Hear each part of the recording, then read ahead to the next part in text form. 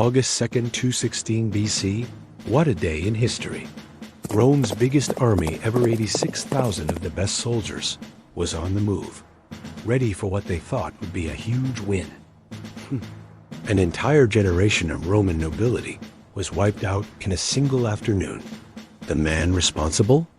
A 30-year-old Carthaginian general who had just executed what military historians call the perfect battle. Today, we read diving into history as greatest military paradox. How winning too perfectly can lead to ultimate defeat. In 218 BCE, this brilliant young general did something that Romans thought was physically impossible. He marched an army of 90,000 men and 37 war elephants across the Alps in winter. Just raw determination and tactical genius navigating some of the most treacherous terrain on Earth. Half his army died in the crossing, but Hannibal emerged in northern Italy with something more valuable than numbers. He had achieved complete strategic surprise. Most generals would have been intimidated by an army twice their size. Instead, Hannibal saw 86,000 Romans as the perfect opportunity to end the war in a single battle. It was an imposing sight. 86,000 men in perfect formation, ready to crush anything in their path through sheer weight of numbers. His weakest troops, Gauls and Spaniards, were in the center. Wide open space where the Romans could deploy their massive army, but also where Hannibal could execute his master plan. His elite African infantry was split and placed on the flanks. His cavalry was positioned on the far wings. To Roman eyes, it looked like Hannibal had made a fatal mistake. Instead, they walked straight into the most devastating military trap in human history. By sunset, 70,000 Romans lay dead. But here is the twist that will blow your mind. This perfect victory was actually the beginning of Hannibal's downfall. The Romans suddenly found themselves surrounded, a tactic called double envelopment that would be studied in military academies for the next 2,000 years. They couldn't retreat because troops behind them were pushing forward. They couldn't advance because enemies were in front of them. Roman soldiers were packed so tightly they couldn't even raise their weapons effectively. Bodies piled up so high that surviving Romans were literally standing on the corpses of their comrades, still fighting desperately for their lives. They couldn't spread out because they were completely surrounded. Hannibal had trained his center to give ground slowly, drawing the Romans deeper into a carefully crafted killing zone. Hannibal's troops were attacking from every direction, while the Romans could only fight with their front ranks. Maybe he hoped this devastating defeat would force Rome to negotiate. And here's what makes Rome truly terrifying as an enemy. They don't stay defeated. Whatever the reason, he didn't march on Rome. It was like trying to fight while stuck in a subway car during rush hour. The proconsul Gnaeus Servilius Geminus was killed trying to rally his troops. So the Roman Senate decided to end this war once and for all with the largest military force in their history. They raised new armies, changed their tactics, and settled in for a long war of attrition. They realized they couldn't beat Hannibal in open battle, so they decided to exhaust him instead. The perfect battle at Cannae had actually guaranteed Carthage's total annihilation. Of 86,000 Roman soldiers, only about 14,000 escaped the battlefield alive. But first, if you're loving this deep dive into military genius and strategic blunders, don't miss out on more incredible tales. Subscribe now and join the fun.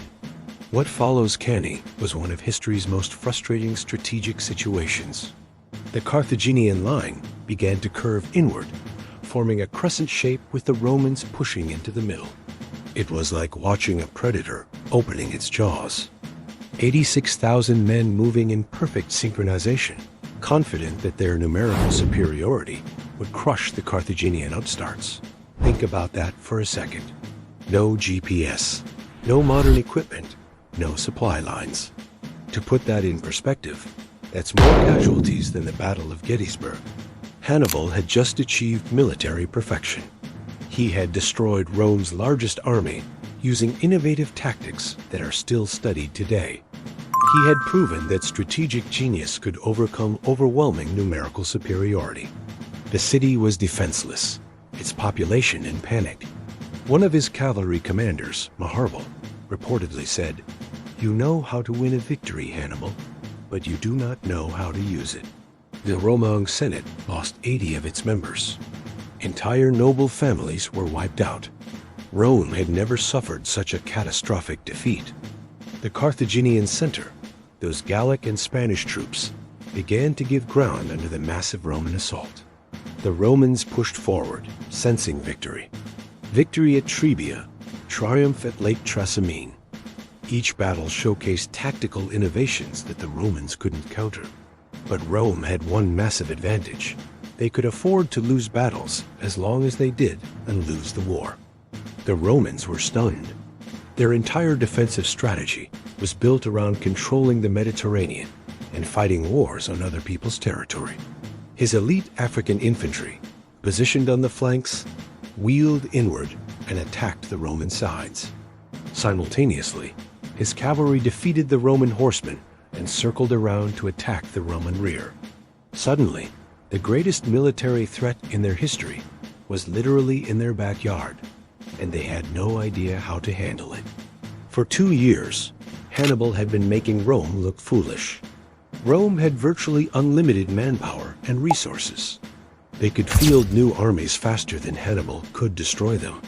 Now, here's where Hannibal's genius really shows. Hannibal chose his battlefield carefully, the plains near Cannae in southeastern Italy. The Romans arranged their forces in traditional formation. A massive rectangular block of heavy infantry in the center, cavalry on the wings. But Hannibal's formation was ... weird. The Romans had no idea they were looking at the most sophisticated military trap ever devised. The battle began at dawn, with the Roman army advancing like an unstoppable force of nature. And at first, it looked like they were right. But here's what the Romans didn't realize. This retreat was completely intentional. As the Roman center pushed forward, something incredible happened. Then Hannibal sprang his trap. What happened next was military perfection, turned into human nightmare. Picture this. 86,000 Roman soldiers packed so tightly together, unable to maneuver, being attacked from all sides simultaneously. The Romans were trapped in what military historians call the perfect killing zone. The slaughter was horrific. The Roman consul Lucius Aemilius Paulus died fighting in the ranks with his men. 70,000 dead in a single day. Now here's where this story becomes fascinating and tragic. So what did he do next?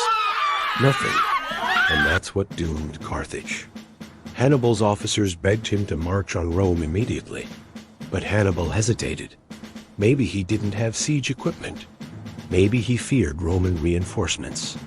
That hesitation gave Rome exactly what it needed: time to recover. Instead of suing for peace after Cannae, Rome doubled down. The story gets even more tragic from here.